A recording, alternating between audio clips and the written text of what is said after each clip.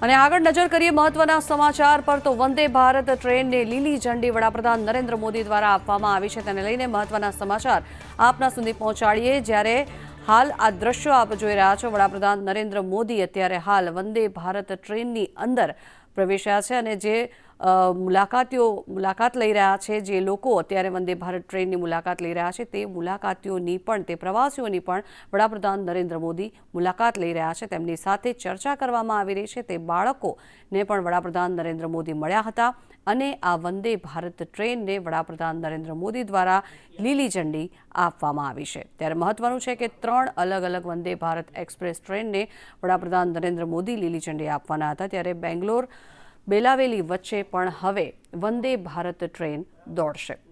મહત્વનું છે કે આજે વડાપ્રધાન નરેન્દ્ર મોદી બેંગ્લુરુની મુલાકાતે છે અને એક વંદે ભારત ટ્રેનને તેમના દ્વારા લીલી ઝંડી આપવામાં આવી છે।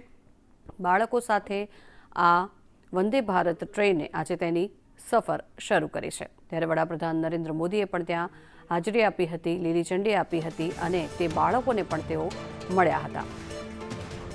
બેંગ્લુરુમાં ઇલેક્ટ્રોનિક સિટી સ્ટેશનથી મેટ્રો સુધી વડાપ્રધાન નરેન્દ્ર મોદી મુસાફરી કરશે। ત્યારે પીએમ મોદી 3 વંદે ભારત એક્સપ્રેસને લીલી ઝંડી આપશે।